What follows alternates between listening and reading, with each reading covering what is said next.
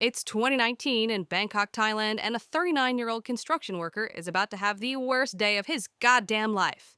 Yep, you cannot make this stuff up. So this dude's just walking across the construction site, probably thinking about lunch or what beer he's gonna have after work, when suddenly he slips. Now, falls happen all the time on construction sites, right? Usually it's just a broken arm or a bruised ego, but oh no, not for this poor bastard. He falls directly onto an upright steel rebar.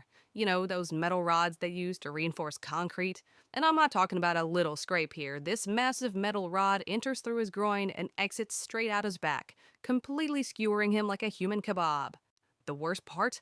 He doesn't pass out, not for a second. He's fully conscious, feeling everything as his coworkers are freaking the hell out around him. Imagine that pain. A metal rod literally piercing through every organ in your torso, and you can't move without causing even more damage. It's like the universe looked at this guy and said, you know what would be funny? Let's absolutely ruin this dude's entire existence today. Emergency teams show up, but they can't just yank him off. The rebar is the only thing stopping him from bleeding out like a stuck pig. So they have to cut the rod while he's still attached to it, with him screaming the entire time.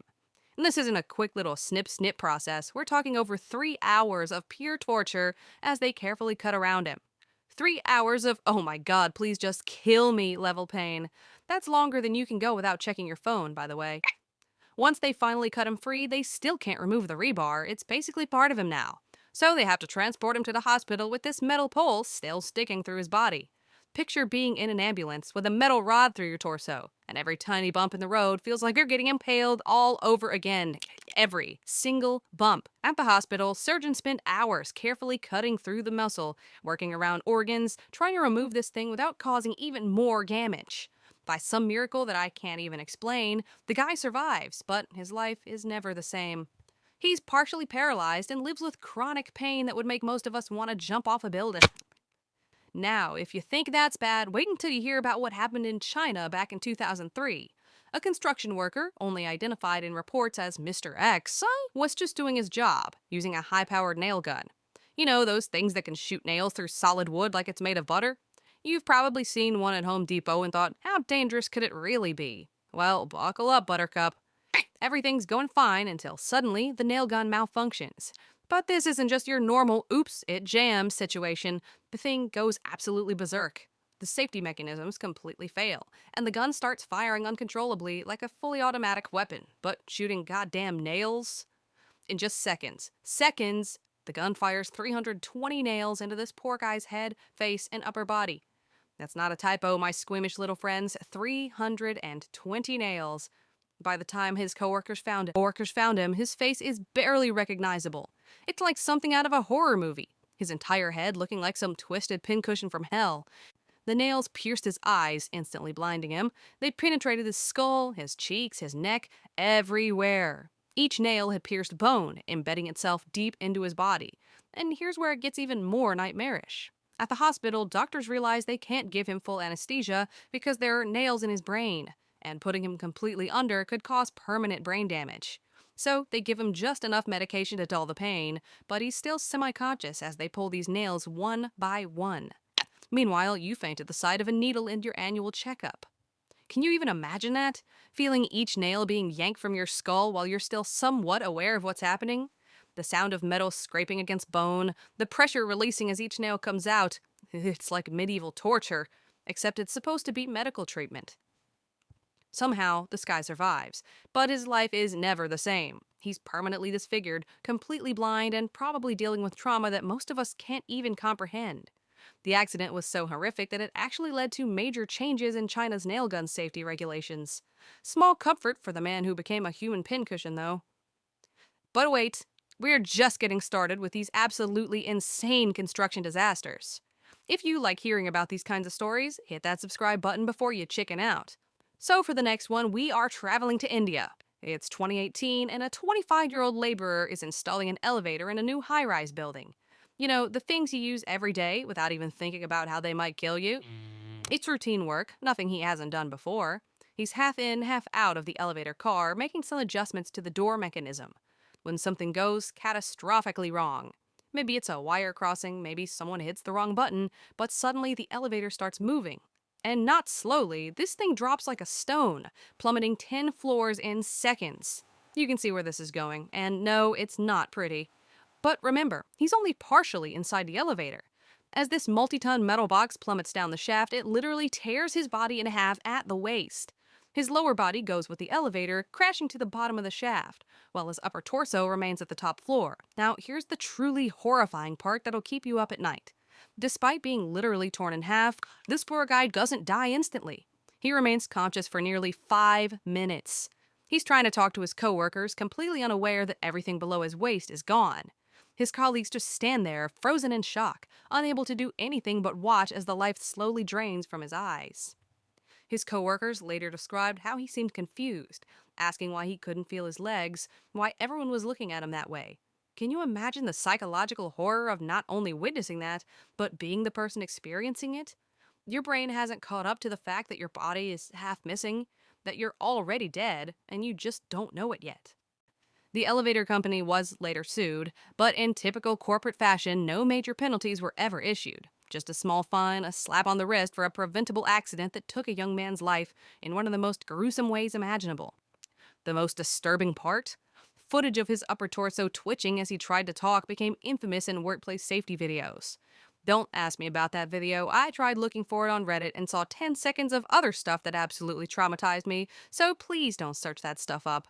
Your fragile little mind couldn't handle it anyway. Now, the next one's from China, 2017, and it's absolutely insane. Hope you're not eating pasta while watching this.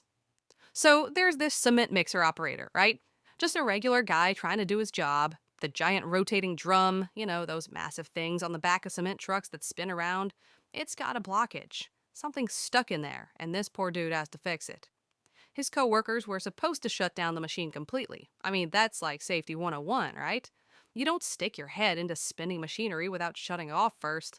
But these guys, they half-assed it. They thought they turned it off, but they didn't do it properly. So this guy leans in to clear the blockage, and guess what happens? The mixer suddenly turns back on. And we're not talking about a gentle spin here. These things move with serious torque. Before he can even react, he's sucked inside head first. His body is pulled into the rotating drum, and he's literally twisted like a rag doll. The spinning blades catch him and just start treating his body like pasta dough. His coworkers hear his screams. Can you imagine the absolute terror? For about 15 seconds, before they suddenly stop.